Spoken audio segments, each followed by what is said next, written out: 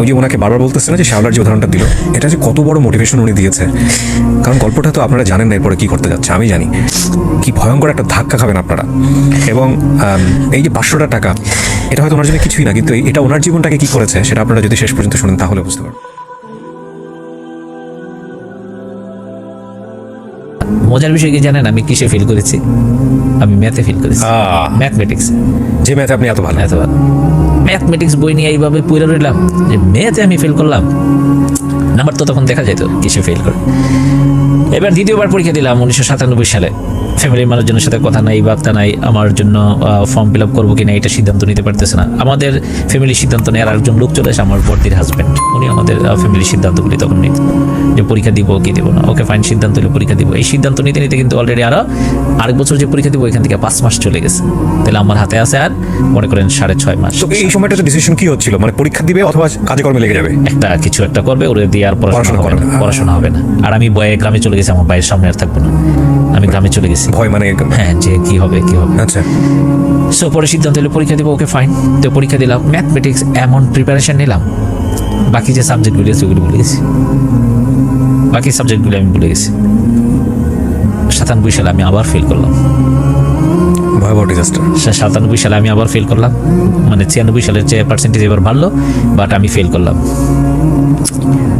আমি সোহরাওয়ার্দী কলেজ থেকে আমি হেঁটেই গেছি, আমার মনে আছে এখনো। 6টার দিকে আমি রেজাল্টটা পাইলাম, আমি 9:30টার দিকে শনি রাখা গেছি। আমি হাঁটতে পারতেছিলাম না, যে আমার রোল নাম্বারটা ওইখানে নাই।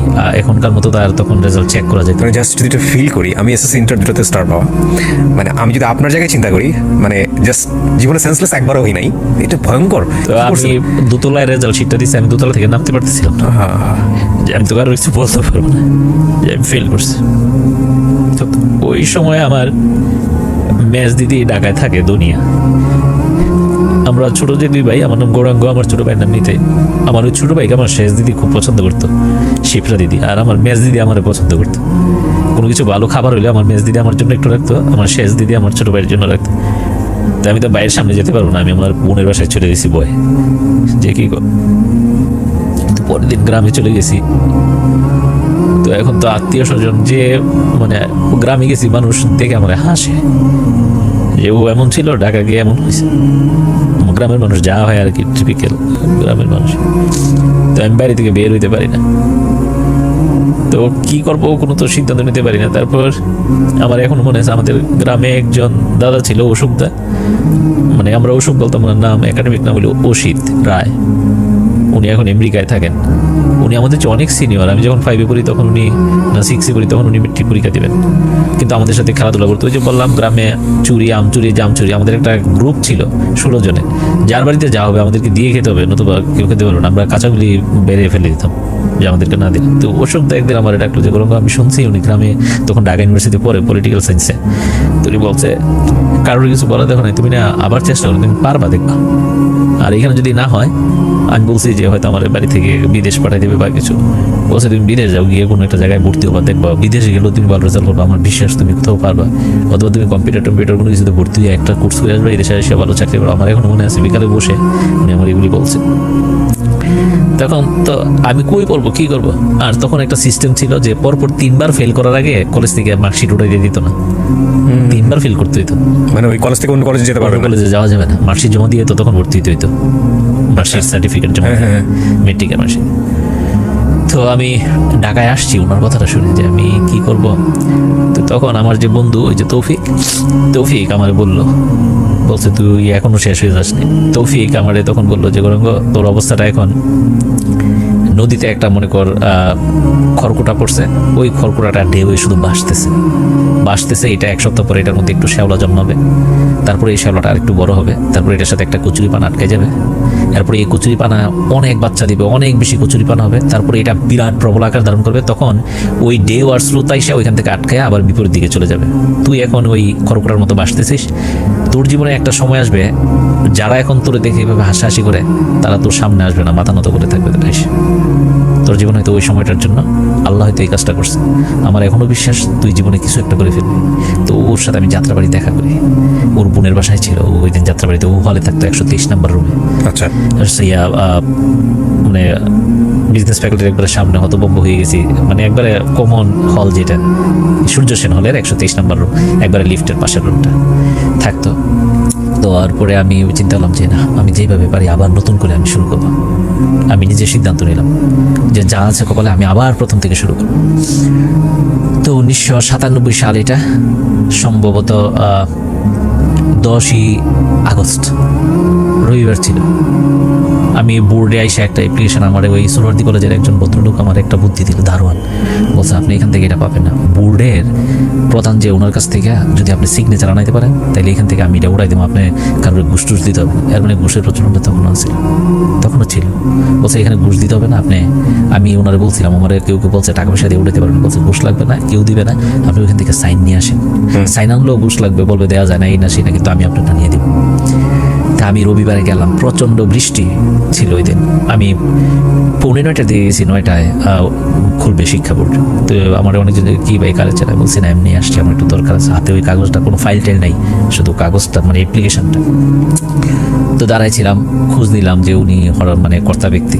তো ওনার রুমের সামনে গেছি, বললাম যে স্যার এমন আমি গ্রামের ছেলে, আমি পরপর 2বার ফেল করছি, কয়েকবার চেষ্টা করে একবার ফেল করো, এরপর তো এমনি পেয়ে যাবে। তো উনি আমার প্রথমে এটা বললো, এটা 9:15 দিকের ঘটনা। তো ওনারা আমি বললাম যে এমন আমি গ্রাম থেকে এসেছি, এখানে কোপ আপ করতে পারি না, আমরা যদি একটু হেল্প করেন, আমার মার্কশিটটা ওঠানোর অনুমতি দিলে আমি আবার গ্রামে চলে যাবো।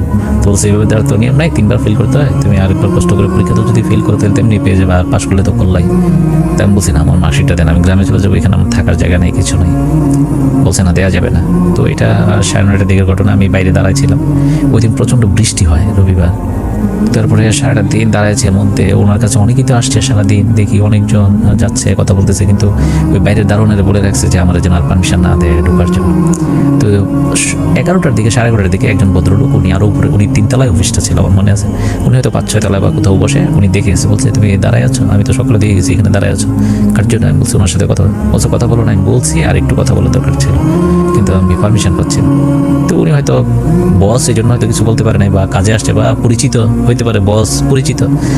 তারপরে উনি কিছু বলে নাই। তো বিকাল, আমার এখনও মনে আছে সব কিছু, 4:30টার দিকে ওই ভদ্রলোক আবার নামছে, দেখে যে আমি যে জায়গায় দাঁড়াইছিলাম ওইখানে বসে আছি, পাগুলি নিচে দিয়ে, কাগজটা হাতে নেই। তো বলছে তুমি কিসের জন্য আসলে? আমি বলছি আমি 2বার ফেল করেছি, আমার এই মার্কশিটগুলি যদি অনুমতি দেয়, ওনারা ছাড়া নাকি কেউ দিতে পারবে না, তো অনুমতি দিলে আমি এগুলি নিয়ে গ্রামে ভর্তি হবো, আমি পড়াশোনা করতে চাই। তো উনি আমার সাথে 2-3 মিনিট কথা বলেছে, কীভাবে ফেল করলা, কি এত ভালো রেজাল্ট করে কেন ফেল করলা। তো আমি আমার সীমাবদ্ধতা বলেছি যে আমি প্রাইভেট পড়তে পারি নাই, বা কনসেন্ট্রেট করতে পারি নাই সামহাও। তো এরপরে উনি ভিতর নিয়ে গেছেন, নিয়ে বলছে যে ওরা একটু অনুমতি দিয়ে দেন। বলছে ওরা অনুমতি দিলে তো আমার চাকরি চলে যাবে। বলছে আপনি তো মানুষের চাকরি দেন, আপনার চাকরি চলে যাবে।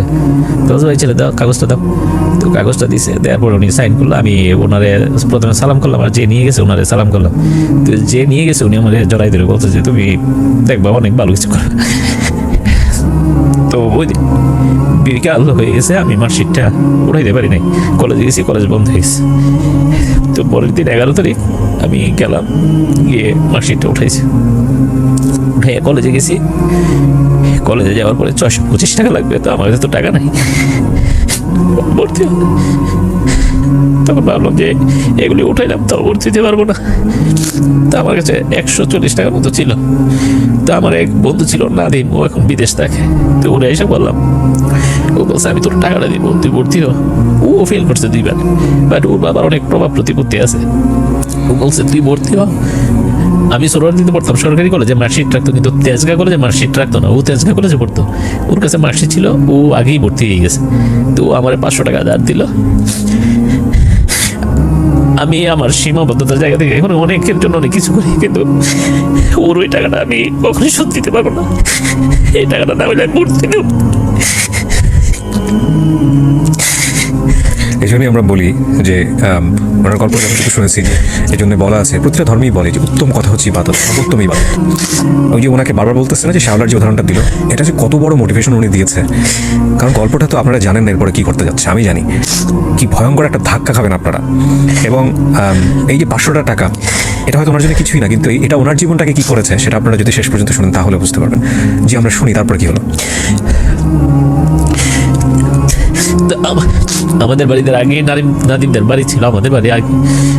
তো তো আমি ওই কলেজে ভর্তি হয়েছি, কাউকে বলতে পারতাম না গ্রামের মানুষের, কারণ গ্রামের মানুষ শুনলে আবার বলবে যে 2বার ফেল করে এসে এখন আবার গ্রামের কলেজে ভর্তি হয়েছে। তখন ওই কলেজটা ছিল একবার নতুন কলেজ, অধ্যাপক আব্দুল মজিদ কলেজ। তখন পর্যন্ত কেউ পরীক্ষা দেয় নাই, 99-97 প্রথম পরীক্ষা দিয়েছে ওইখান থেকে। আমি ভর্তি হওয়ার আরও কয়েকদিন পরে। তারপরে ওই কলেজ থেকে ভালো রেজাল্ট করবে এটা শুনতাম। তো এরপরে কলেজ থেকে স্ট্যান্ড করলো প্রথম বেজি, অনেকজন স্ট্যান্ড করলো, 10 জনের উপরে। কমার্স থেকেও স্ট্যান্ড করলো। তো এরপরে আমার যে ছোট ভাই, বলেছিলাম যে ছোট ভাই, ও তখন তো ওই আমার বন্ধুরা যারা তখন জল মহসিন যে কলেজে পড়তো, রামচন্দ্রপুর ছিলাম আমি, আর ওইটি হলো রামকৃষ্ণপুর কলেজ, 2টার দূরত্ব 2 কিলোমিটার। তা আমার ছোট ভাই, আমি যখন কলেজে ভর্তি হইলাম তখন এই পৃথিবীতে 2টা মানুষ আমার সাপোর্ট করতো। আমার ফ্যামিলিতে 2জন, আর ফ্যামিলির বাইরে 2জন। একজন হলো নাদিম, আর একজন হলো আমার বন্ধু তৌফিক। আর ওষুধ দাদা তখন ঢাকায় থাকে, ওষুধ আমার মোটিভেট করতো যে তুমি পারবা। তো আমার ছোট ভাই নিতে আমার প্রথম বললো যে তুই যেহেতু কমার্সে ভর্তি হয়েছিস, তুই চেষ্টাগুলি স্ট্যান্ড করতে পারবি, তোর যে মেধা আছে। তো ও আমার প্রথম বললো। তো আমার বইপত্র নাই তখন, ও 2nd ইয়ারে পড়ে। আমার ওর 1st ইয়ারের বইগুলি দিচ্ছে পড়ার জন্য, ইন্টারমিডিয়েট ফার্স্ট ইয়ারের বই। হ্যাঁ ইন্টারমিডিয়েট। ও তো তখন 2nd ইয়ারে পড়ে। বলছে তুই আবার তাড়াতাড়ি এগুলি পড়ে দিয়ে দিয়েছে, লেখা টেখা রেখা, আমার তো আবার টেস্ট পরীক্ষা দেওয়ার পর আবার সবগুলি লাগবে। মানে বাসা থেকে আপনাকে বইও কিনে দেওয়া হয়নি? না, বাসায় তো সামর্থ্য ছিল বই না। না, মানে সামর্থ্য ছিল। ওইটা আমার এখন মনে করি ওইটা একটা মোটিভেশন ছিল, বা ওইটা আমার জীবনের জন্য একটা ইয়ে ছিল। আমি একদিন খেতে বসছি, আমার বড় ভাই যে আমার জন্য এত কষ্ট করছে, কষ্ট পেয়েছে তো, কারণ মানুষজন আমার বড় ভাইরে অনেক কথা বলতো, আমার মারে অনেক কথা বলতো, তারা এগুলি সহ্য করতো যে আমি ঢাকা গিয়ে খারাপ হয়েছি। তো বড় ভাই মারে বললো যে ওরে খাওয়া দাওয়া দরকার নেই, ওরে চাই দিবে। তখন আমি সিদ্ধান্ত নিয়েছি যে আমি আর বাড়িতে থাকবো না। এটা প্রায় 20 দিন ক্লাস করার পরে। তো ওই কলেজে একজন টিচার ছিল ম্যাথের, রতীন্দ্র স্যার। ওনারে গিয়ে বললাম, স্যার আমার একটা লজিন ঠিক করে দেন। লজিন মানে তো জানেন, যেই বাড়িতে ওই বাড়িতে পড়াবো থাকবো কারণ। তো স্যারের বললাম, স্যার আমার এমন এমন, আমি সায়েন্সের ছাত্র ছিলাম। ওনারে বুঝাই বলার পরে উনি আমার একটা লজিন ঠিক করে দিল। তো ওই বাড়িতে 2বার পড়াইতে হয়। তাদের অবস্থা তো ভালো ছিল না, তাদের অবস্থা ভালো ছিল না যে আমার রাইখা খাওয়ানোর মতো, কিন্তু ওই স্যার রিকোয়েস্ট করাতে আমার রেখেছে। তো ওই মানে পালাইতে চাইছিলাম ওইখান থেকে, যে রাস্তা দিয়ে আসা যাওয়া করলে মানুষ আমার দেখলে হাসে, ছোট বাচ্চারাও হাসে, তো লজ্জা লাগে। তারপরে আবার বাসায় এই অবস্থা। তো আমার ভাই, ছোট ভাই নিতেই বইপত্র দিল, আমি ওই কলেজে চলে গেলাম। তো কলেজে একটা সিদ্ধান্ত নিলাম যে আমি কিছু কইরা দেখাই দিই যে মানুষ চলে যায়, মানুষ থেমে থাকে না। আমি কলেজে ভর্তি হওয়ার পরে আমি যখন ওই গ্রামে চলে গেলাম রামচন্দ্রপুর, আমি 10 ঘন্টা পড়াশোনা শুরু করলাম দৈনিক, 10 ঘন্টা। এগুলি ওই লজিন বাড়িতে 2বার পড়াইতাম, সকালে রাত্রে 2 বেলা পড়াইতাম। কলেজে থাকতাম 10টা থেকে 2টা। এই সময়গুলি ছাড়া আমি 10 ঘন্টা পড়তাম। আর আমি ছোটবেলা থেকে ধর্মকর্ম করে আমি ভোর 4টায় উঠে যেতাম, উঠে স্নান টান করে প্রেয়ার করে তারপরে 5টার মধ্যে পড়তে বসতাম, 8টা পর্যন্ত নিজে পড়তাম। নিজে পড়ার পর 8টা থেকে বাচ্চাগুলিকে পড়াইতাম 9:30 পর্যন্ত। তারপর খেয়ে দিয়ে কলেজে যেতাম, 2টায় আসতাম, আইসা খেয়ে দিয়ে একটু রেস্ট নিয়ে 3টা থেকে টানা পড়তাম, একবারে টানা 5টা পর্যন্ত 2 ঘন্টা পরে ওদেরকে আবার পড়াইতাম। এরপরে ওদেরকে 7টা পর্যন্ত পড়াইয়া আবার 7টার সময় পড়তে বসতাম। একবার খেয়ে পড়তে বসে যেতাম, আমি তাদের এখানে খেয়ে পড়তে বসে যেতাম। ওই 10 ঘন্টা খাবার হইলে আমি ঘুমাই যেতাম, যে 10 ঘন্টা আজকে পড়া শেষ। কোনোদিন যদি 9 ঘন্টা পড়তাম, পরের দিন আমি 11 ঘন্টা পড়ে ফেলতাম, যে কালকে 1 ঘন্টা আমার পড়া কম হয়েছে। তো আমি 4 মাস পরে দেখি ফার্স্ট ইয়ারে কোনো পড়া নাই আমার, আমি সব পারি। তাই আমি আমার ছোট ভাই বলছি যে আমি এগুলি সব পারি। বলছি তুই পড়লে দেখবি তুই ভালো রেজাল্ট করবি, তুই অনেক ভালো রেজাল্ট করবি, স্ট্যান্ড করবি। তা আমরা ভালো ছাত্র, আমার আগের ব্যাচে 93 সালে রামকৃষ্ণপুর স্কুল থেকে তহিদুল ইসলাম নামে এক ভাই, তহিদ ভাই 10ম স্ট্যান্ড করে। তো গ্রামের সাংবাদিক যায়, তো আমার মা আমাদেরকে বলছে তোমরা নাকি ভালো ছাত্র সবাই বলে। তখন তো আমরা মানে আমি মেট্রিক পরীক্ষা দিব, আর আমার ছোট ভাই তখন 80 পড়ে, 2 বছরের জুনিয়র। তোমাদের জন্য তো সাংবাদিক আসে না। তো আমার মারে বুঝাইছে যে উনি স্ট্যান্ড করছে, এই জন্য আসছে। তো পরে আমার তখন ইন্টারমিডিয়েট যখন ভর্তি হয়, তখন আমার মনে হয়েছে যে আমার মার আশা আমার পূরণ করতে হবে কোনোভাবে। তো আমি 11 ঘন্টা পড়তাম, 12 ঘন্টা পড়তাম, 13 ঘন্টা পড়তাম। তো পড়তে পড়তে আমি কলেজে যখন প্রথম পরীক্ষাটা হইলো, প্রথম ফার্স্ট হই। কলেজে আমার সাথে আমার বন্ধু বলতে তেমন কেউ ছিল না, আমার সাথে কথা বলতো না। বলতো আদু ভাই 2বার পড়ে আইসা আমি যে বেঞ্চটায় বসতাম প্রথমে কেউ বসতো না, একদম পিছনের দিকে কোনার দিকে। আমি পিছনে বসতে পারি না, আমার লজ্জা লাগতো পিছনে বসলে। আমি সবসময় স্কুল কলেজের সামনে বেঞ্চে বসতাম। ওই বেঞ্চে কেউ বসতো না? না, মানে আমার সাথে কথা বলতো না, বসতে যেত প্রথম। কি ভয়ঙ্কর সামাজিক মানসিকতা আমাদের। তো ওইখানে যে বাংলা স্যার, উনি আমারে খুব আদর করতো। আর ম্যানেজমেন্টের স্যার আমার প্রথম যেদিন ভর্তি দিতে গেছে আমার মনে আছে উনি একটা গ্রামের কলেজ তো টিন সেট একটা মানে কাঠের একটা ওই পায়া যেটা এটার মধ্যে হেলান দিয়ে আমার মার্কশিটটা দেখছে, বলছে তোমার দিয়ে আমি এখানে ভালো রেজাল্ট করে দেবো। আমার মনে আছে স্যার আমার দোয়া করেন আমার করতে হবে ভালো রেজাল্ট। আমি ওনারা সালাম করছি, বলছে তোমার বাড়ি কোথায়? বলছি মনে মনে বলছে এত কাছে তোমার বাড়ি, মানে একটা নদী আছে, নদীটা পার হইলে আমাদের 20 মিনিট লাগে হাইটা গেলে। তারপরে আস্তে আস্তে কয়েকটা বন্ধু হইলো এর মধ্যে একটা মেয়ে বন্ধু ছিল নাসরিন, এখন তেজগাঁ কলেজে আছে অ্যাসিস্ট্যান্ট প্রফেসর। ও আমার দাদার এত বলতো, দাদা আপনি মানে ফার্স্ট সেকেন্ড থার্ড হয়ে যাবেন, আপনি পড়াশোনা করলে আপনি যা বুঝেন আপনি যেভাবে মানে মানে আমি নোট করে পড়তাম, আমার প্রত্যেকটা ক্লাসের মানে নোটের মানে যে নোট করতাম ডাইন কর্নারে লেখা থাকতো যে এই নোটটা আমি প্রথম কত তারিখে করছি, দ্বিতীয়বার রিভাইজ যখন নোট করতাম আগের ডেটটাও থাকতো, 2 নম্বর ডেটটা ব্র্যাকেটে সেকেন্ড লেখা থাকতো, ব্র্যাকেটে থার্ড। আমার এক একটা প্রশ্ন কোন 6, 7, 8 পর্যন্ত যেতে পারে, মানে এটার আমি 7বার 8বার মডিফাই করছি। তো ও আমার তখন অবয় দিল যে আপনি ভালো কিছু করবেন সবসময় বলতো। তো কলেজে গেলে আমার জন্য উনি অনেক কিছু করেছে আমার জন্য। উনি প্রথমে আমি ওই যে পড়ায় টড়ায় যাইতাম আমার দেরি হইতো, তো উনি গিয়ে প্রথমে ওনার একটা খাতা দিয়ে আমার জন্য জায়গা রাখতো। আমি বলতাম যে আমি পিছনে বসতে পারি, লজ্জা লাগে, তো উনি আমার জন্য জায়গা রাখতো। আমি শুধু এতটুকু বলতে পারি যে ফ্যামিলি মেম্বাররা যদি কেউ দেখে থাকেন তাহলে বলবো যে প্রত্যেকটা সন্তান যারা এসএসসি এবং ইন্টার পড়ুয়া আছে তাদের প্রত্যেককে এই গল্পটা আপনারা অন্তত 5 বার দেখাবেন, শেষ পর্যন্ত শোনেন। তো এরপরে ফার্স্ট ইয়ার থেকে সেকেন্ড ইয়ার উঠবো আমি ফার্স্ট হইলাম কলেজে। আচ্ছা, কলেজে ফার্স্ট হইলাম তখন আমার অনেক বন্ধু বান্ধব হয়ে গেছে, এর মধ্যে একটা না আমি বলি যে মফিজ ছিল, ও আমার কন্টেন্টেড ছিল কমার্সে। তারপরে আরো কয়েকজন ছিল, আব্বাস, ওই নাসরিন ম্যাডাম, মানে নাসরিন আপা। তারপরে সায়েন্সের অনেকগুলি ভালো বন্ধু ছিল আমার, মহিউদ্দিন, তারপরে আবুল কালাম আজাদ, মানবিকের ছিল আল মামুন। এক একজন এক এক জায়গায় টপ লেভেলে আছে এখন, মানে সবাই। তো আমি তখন তো ওই লজিন থাকি, তো আমি ওদেরকে বললাম যে আমি এভাবে থাকি, আমার যদি মানে হোস্টেলে থাকতে পারি তাহলে তোমাদের সাথে থাকলে আমার আরো পড়াশোনার মানটা ভালো হবে। তো বললো যে এখানে তো সিট নাই, মানে আসলে সিট ছিল না, 12 জন থাকতো ওরা একটা হোস্টেলে। তো এর মধ্যে আমি যে বাড়িতে লজিন থাকতাম তাদের অবস্থা খুবই খারাপ হয়ে গেল। আমি নিজে দেখতেছি যে একটা অতিরিক্ত মানুষের যে তারা খাবার দিবে ওই ক্ষমতাটা তাদের নাই। তা আমি মানে একটু বিবেক তো আমার আছেই যে আমি হয়তো পড়াই, তাদের পড়ানোর দরকার নেই, ছাত্রছাত্রীগুলো বেশি ভালো ছিল না। তো তারা হয়তো ওই স্যার রিকোয়েস্ট করছে এই জন্য রাখছে, বুঝতে পেরেছি, রাখছে। তো আমি আমারই আর এক ক্লাসমেট ছিল, মানে 2 জনেরা ভাই বোন একসাথে পড়তো, দয়ালমণি আর কল্যাণী দত্ত।